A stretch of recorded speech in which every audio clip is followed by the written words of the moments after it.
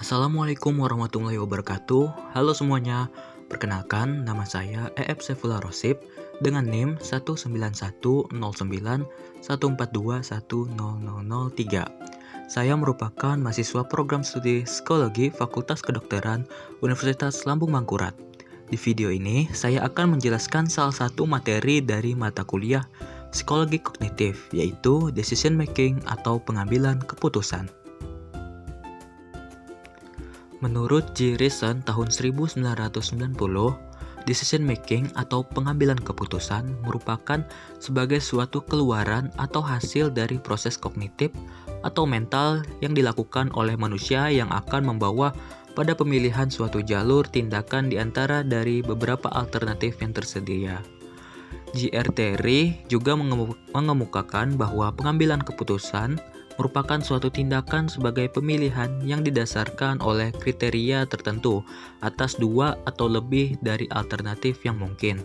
Sedangkan menurut Desmita tahun 2008, pengambilan keputusan adalah salah satu bentuk dari perbuatan dalam berpikir dan hasil atau keluaran dari suatu perbuatan tersebut itu disebut keputusan. Jenis-jenis pengambilan keputusan dibagi menjadi dua. Yang pertama ada pengambilan keputusan terprogram.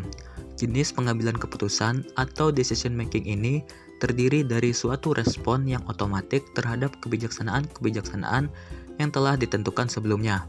Masalah yang memiliki sifat pengulangan dan rutin bisa diselesaikan melalui pengambilan keputusan jenis ini. Yang kedua ada pengambilan keputusan tidak terprogram.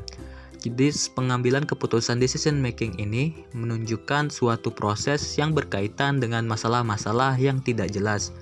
Dengan kata lain, pengambilan keputusan jenis ini meliputi proses-proses dari pengambilan keputusan untuk menjawab dari masalah-masalah yang kurang dapat didefinisikan atau diartikan. Masalah-masalah ini biasanya bersifat kompleks, hanya sedikit dari parameter-parameter yang diketahui dan kebanyakan dari parameter tersebut yang diketahui bersifat probabilistik. Untuk menjawab masalah ini diperlukan adanya seluruh bakat dan keahlian dari pengambilan keputusan, ditambah dengan adanya bantuan dari sistem informasi. Hal ini dimaksud untuk mendapatkan keputusan tidak terprogram tersebut dengan baik. Selanjutnya ada dasar-dasar pengambilan keputusan. Terry dalam Shamsi tahun 2000 menyatakan dasar-dasar dari pengambilan keputusan antara lain sebagai berikut.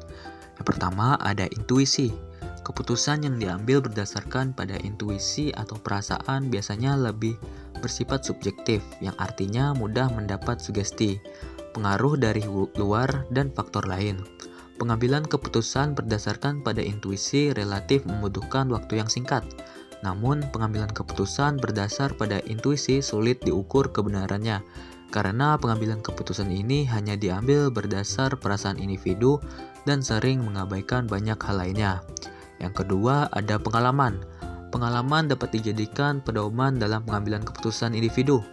Keputusan yang diambil berdasar pada pengalaman sangat memberikan manfaat. Pengalaman dan kemampuan untuk memperkirakan apa yang menjadi latar belakang masalah dan bagaimana penyelesaiannya sangat membantu memecahkan masalah. Yang ketiga ada fakta. Keputusan yang diambil berdasarkan fakta, data, atau informasi merupakan keputusan yang baik dan solid. Namun terkadang untuk mendapatkan sebuah fakta, data, atau informasi tersebut yang cukup sulit. Selanjutnya ada wewenang. Keputusan yang diambil berdasarkan wewenang akan menimbulkan sifat rutin dan praktik diktator.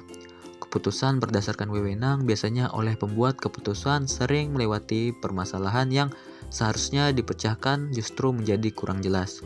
Yang terakhir ada rasional. Keputusan yang bersifat rasional berkaitan dengan daya guna. Pengambilan keputusan ini lebih bersifat objektif karena dibuat berdasar pada pertimbangan yang rasional. Selanjutnya ada proses pengambilan keputusan.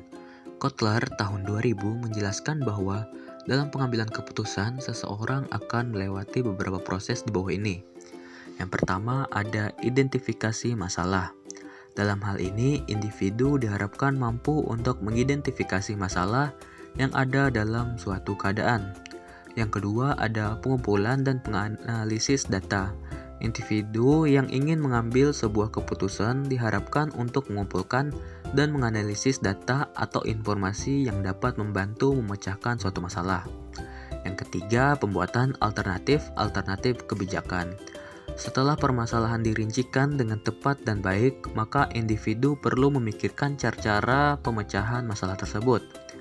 Selanjutnya, ada pemilih salah satu alternatif terbaik. Setelah memikirkan cara-cara pemecah masalah, maka pemilihan salah satu cara pemecah masalah yang dianggap paling tepat harus dilakukan. Pemilihan salah satu alternatif dilakukan atas dasar pertimbangan yang matang. Biasanya dalam pemilihan salah satu alternatif membutuhkan waktu yang lama karena hal ini membutuhkan pertimbangan matang apakah alternatif yang dipakai akan berhasil atau sebaliknya. Selanjutnya ada pelaksanaan keputusan. Dalam pelaksanaan keputusan berarti individu harus mampu menerima dampak positif maupun dampak negatif. Ketika menerima dampak negatif, maka diharapkan individu yang mengambil keputusan memiliki alternatif lain. Yang terakhir ada pemantauan dan pengevaluasian hasil pelaksanaan. Setelah keputusan dijalankan, individu seharusnya dapat mengukur dampak dari keputusan yang telah ia buat dan ambil. Baik, mungkin itu saja penjelasan saya mengenai materi decision making atau pengambilan keputusan ini. Saya ucapkan terima kasih kepada yang sudah menonton video ini. Saya akhiri, wassalamualaikum warahmatullahi wabarakatuh.